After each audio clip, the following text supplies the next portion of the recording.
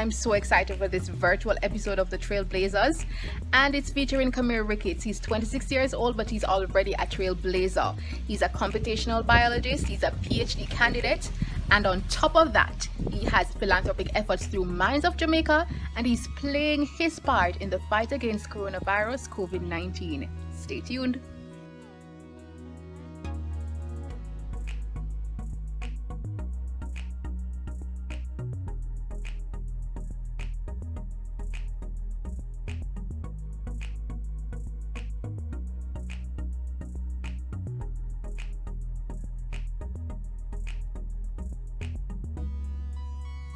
Hi Camir, a pleasure to have you on the Trailblazers. I mean, I was going through your resume, through your profile, and you have accomplished quite a lot, and yet still under 30. Congratulations. Thank you. And by the way, I mean, before we even go into the nitty-gritty, how are you coping with the COVID situation, being in New York at this time? Yeah, the situation in New York is really terrible. I mean, thankfully, I'm one lucky one who can, work from home. So I've just been the same. What everybody's going through everywhere is just staying at home as much as possible, and I'm trying to get work done from there. But trying to keep in touch with family and friends over Zoom and FaceTime and all that, just to get that social interaction, because you don't realize how much you depend on that kind of energy and interaction with people until you're in a situation like this. So that's kind of been what I've been doing, either putting my energy into work or trying to keep in contact with people. Awesome. And I'm going to pick up on that a little bit later. It's an interview, but I quickly wanted to touch on the fact that you are studying computational biology. And I mean, that's like a big thing. You are a PhD candidate. And how is that? First of all, why did you even venture into that? And you can tell us your humble beginnings, because I understand you went to Herbert Morrison High School in Jamaica, and you're now studying in the States and a PhD candidate. Yeah, I mean, it's quite a story, a long story, but the long and short of it is... Extended version. Yeah, that's what I'm thinking. Well, from a long time, I was always into, the sciences. My parents bought me like a science library when I was like in grade 6, and those books really got me curious about it. But I was always also interested in IT and, things regarding the computer. The classic story of like a young boy who like trying to learn how to like break down a computer and build it back and that kind of stuff. So for a long time, was trying to figure out, do I want to go into the sciences and be like a scientist? Because I knew from early on that I didn't want to be be a physician. So that luckily that was not kind of clouding my decision. But do I want to be a scientist, or do I want to be like a computer programmer or something? That's what you think of. But when I got the chance to study at the University of Georgia, I met a professor who told me that there was actually a field that combines both skills. So that was computational biology. It's also bioinformatics is sometimes used to refer to the same thing, although they're slightly different. But essentially, he's the one that kind of set my sights on that, and since then, that was what I was angling towards. So while in college, I took both computer science classes and microbiology classes, because that was my major. And then afterwards, I knew I wanted to go into computational biology. So I found applied to PhD programs and came to Weill Cornell Medicine in New York to pursue the PhD in computational biology. Wow. I mean, but for those who may not be aware, what is computational biology? What exactly do you do? Yeah, and it's quite a large field, but essentially it is combining disciplines in genetics, statistics, and biology to answer biological questions. So we essentially look at large data sets. If you look at the human genome, when we were able to sequence the whole human genome, it's a lot of data. Like your entire DNA is a lot of data. So what we do is build the computer algorithms to try and make sense of that information, right? Even when in disease, when it comes to disease, we were the ones who designed the computational tools that can identify genes and try to pick up, what genes may be causative of a particular disease, and use that information in biology. So it's the marriage of those two disciplines, really. So tell us about that transition for you from Herbert Morrison in Jamaica to now in the States. I mean, Yeah. difficult. Yeah, it was quite a transition. I'm not someone with like a lot of family all over the States. Like most of my family is still in Jamaica. Luckily, I have family in Georgia. So my parents really wanted me to go to, if I had to leave, I would have to at least go to Georgia where I have my uncle and my aunt and cousins there. So got into University of Georgia, and when I got there, it was just readjusting to a lot of new things. Like we've traveled to the US before to visit my family in Georgia, but it was mostly for a week or two. So it was just learning how to operate in that environment in the US. What is a credit score and why is it important? Just there's a lot of stuff, having to get a US driver's license, driving on the other side of the road, interacting with new and different kinds of people. It was in many ways a lot of opportunities to grow and learn how to be in a new space. But after a while, you get the hang of it, and I think you're better off for it, actually. Indeed.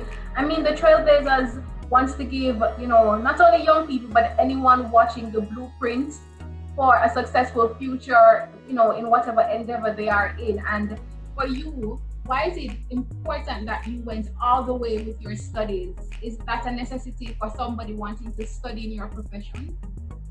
I think it really depends on what your goals is. A PhD, for one thing, I skipped the master's. So a lot of people don't realize that you don't necessarily have to do a master's, especially in the sciences. So I went straight from an undergraduate degree into a PhD because I knew that's what I would want eventually. And you're more likely to get your PhD fully funded than, say, a master's degree. And for me, I knew in whatever I do, I wanted to go, as far as I could go in terms of my qualification, in terms of my training, because you never know where life takes you. And unfortunately, there are a lot of things that sometimes come on your radar later on in life that you want to pursue. Maybe it's a position you want to be on a particular board or so on. But in a lot of ways, no matter how much experience you have, the politics of things come into play, and you might not be able to get an opportunity because you just don't have certain papers, certain letters behind the name, and it's unfortunate. But so that was one of my thinking, was that I'm going to go take this thing as far as I can. So in the future, no matter what I want to do, there's nobody that can say, well, even though you have all this experience and so on, we can't appoint you to this role or give you this opportunity because you don't have a piece of paper behind the name. And and that's really what it is. And all things I do, I try to do it to the best of my ability and go as far as I can. Do I think you have to do a PhD to be successful in the sciences or in computational biology? Not necessarily. Like I've had the opportunity to work in biotech companies where a lot of the scientists on the team were masters students and so on. And if you want to say be a professor at the university level, you have to do a PhD. So there's wiggle room in there, but I think as far as you can take it, I encourage you to go the distance. Don't try to change yourself. I like that. Go the distance. I mean, many persons would not even know it. In fact, as you rightly mentioned, that you could actually switch, at least for your program, move from the undergrad straight to the PhD. So a bit of new information for those who may be interested. I understand though that you do some cancer research or something like that. Yeah. So for that, and also, how is it that your skill sets have come in handy in terms of dealing with the whole COVID-19 pandemic? Yeah, so my PhD work is mainly focused in what we call cancer genomics. So we are building tools and doing studies to identify how these large genetic rearrangements in our patients lead to different kind of heterogeneity in the tumors, right? So a lot of my work has been in that area, and it's been very fulfilling, kind of just learning just how diverse the entire field of cancer research is, and why it is something that we continuously need new minds, new thinking, and new approaches in tackling. And computational biology allows us to kind of tackle it now from a new perspective with new tools to hopefully be more successful. And as it relates to COVID, your question was how was my skills kind of helped in area? Well, a lot of what we do requires, developing tools and software. And luckily, I'm currently have the opportunity to work with another team of people where we're actually building what we hope to be a platform to help support COVID-19 testing. So that's something we're currently working on, but it's not live yet. So yeah, that's much information I can provide right now. I know, but that's amazing though. That's wonderful. And I like something that stood out for me when you spoke about new minds, because it led me to my next question. You operate an organization, Minds of Jamaica. First of all, you're a Prime Minister Youth Awardee and Jamaican Prime Minister Youth Awardee. To comment again on that. So tell us about Minds of Jamaica, and why is it that you decided to go down this path? Yeah, so I launched what I call Minds of Initiative back in September of 2019, and Minds of Jamaica is our first resource to be born out of that initiative.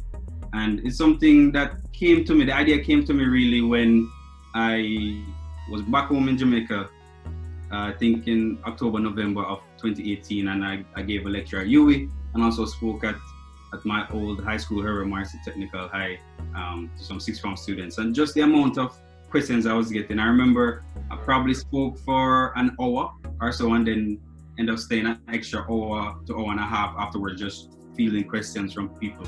And I just realized that there are a lot of students who were in need of mentorship, career mentorship, being able to have someone who's where they want to be and being able to ask that person, how did you get there? What is it like? How is it, managing family and your career? Those kind of questions.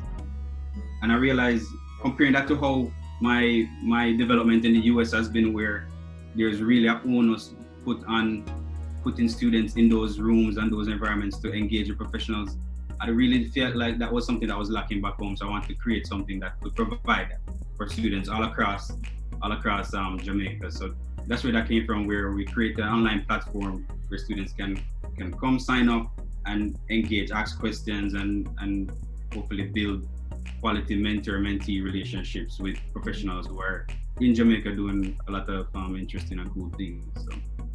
Wow, that's impressive. So how do you find time for your philanthropic efforts and your studies?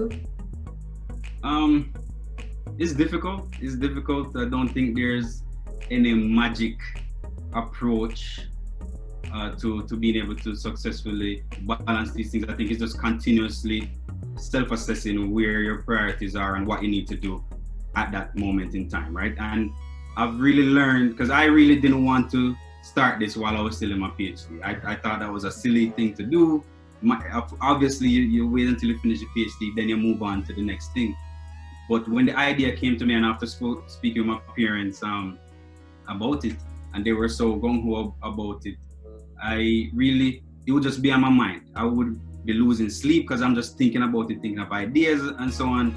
And it simply came down to, okay, I either start it while my PhD so I can get some sleep, or not start it and tussle with it every night. So that was it. I was just like, all right, I'm gonna commit to this, figure out how to get it done. And that's what we've been doing.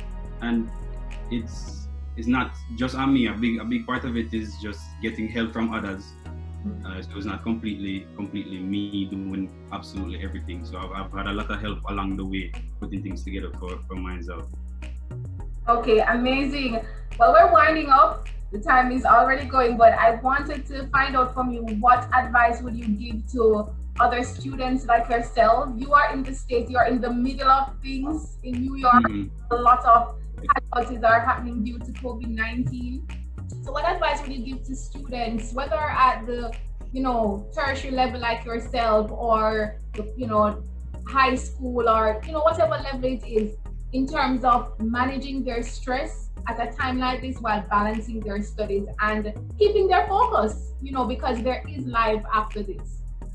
Yeah, and I mean, that's the thing to remember. Like, there will be life after this, and one of the big things that has been important for me is keeping perspective. Like, for me, I do not like being at home all day every day and not being able to engage. But the fact that I'm still at home safe and so on, there are a lot of people who don't have that privilege. Some people they have to go out and risk exposure to COVID-19 to work. And so a lot of it has to do with just keeping perspective and where things are and how blessed you still are, even though you're going through this time. And yeah, remembering there's gonna be life after this. So just keep engaging, keep your friends close, your family close, keep in constant communication, and just accept that it sucks, but it'll be over at some point. Indeed. And what tips would you give? I just want 3 tips that you would give to students who are looking on, or viewers who are looking on, and they're interested in your field, or they're interested in the sciences, or something IT related, whatever it is. Just 3 life tips that will push them to move forward to that dream. Yeah, put on the spot. I think one thing is to get a mentor. So through Mind Jamaica or wherever you can, through family connections or whatever, find somebody who has done it before and really start engaging with them. Not only on where can I get the scholarships or where, but just knowledge transfer, just learning whatever you can from the person. I think is huge. Pursuing a similar field, really start exposing yourself to programming. And I think a lot that goes across the board, no matter what you do. I think everybody should at least have someone to understand of what it is. I think a lot of people talk about programming and they still have a very kind of abstract view. They know it's a thing that makes software or something. But I think a lot of students, especially now with all the resources that are available online, if you're home and you have some extra time, go on Code Academy, go on Coursera or something, and just take an intro class just to learn what it's about. I think those skills are going to help to propel you forward. And I want a lot of students to really start thinking about networking and what that really is. I think a lot of times in Jamaica we have this links is what we love. We love our links, we have links at tax office or whatever. And I tell people links and networking is very different. And networking is about building a mutual beneficial relationship where I don't know if I'm gonna get anything from you, but I think what you're doing is interesting, and that's the base, and you think the same of me, right? Links you always hear links being referred to in terms of what that person can do for me, right? And links, we tell people links is like a cut line at tax office, or get your KFC earlier than everybody. That is what links is. Networking is about really developing yourself in your career and that kind of stuff, being around the kind of people that will motivate and encourage you, because a lot of people underestimate what just being around other people do for you. Like when Minds of Jamaica was just slightly on my mind, and I was thinking, it's probably not something I can do and so on. Me going to collect the Prime Minister's Award and being around other young people who are doing so many amazing things, and I was just in awe, and I was like, if they can pull this out, like why can't I? I tell people like that moment, just being around people that are doing things that I don't know if I wasn't in that environment. If I would have decided to go and start Mind Jamaica as early as I did. Yeah, because the energy propels you. Yeah. It motivates you. And that leads to my last question. Who or what motivates you? What motivates me? I think in terms of motivation, for me is just having an impact. For me, that's what I want to do. I want, in everything I do, I want to be able to say I'm having an impact, I'm helping others, and that really drives me. Every opportunity I can find where I know that this is something that's going to impact others and help others, that's something that I truly enjoy.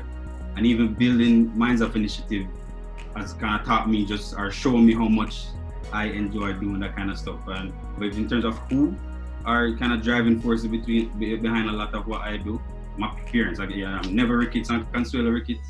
I think they have instilled a drive in me that I am so thankful for, and every day I look up to them because of what they do, where they're coming from, and so they were the parents who would be up till 4 a.m. helping me with projects back in primary school, high school, and so on, and they were there. When I forget my homework that I was working on, and when I forget at home, they will leave work, go get it from house, and carry it to school. So I think seeing them and how they operate really impact and really dictate a lot of what I do today. Awesome. Camir Ricketts, thank you so much. It was a wonderful discussion. I wish it was longer. Well, anytime we can always go back to part 2.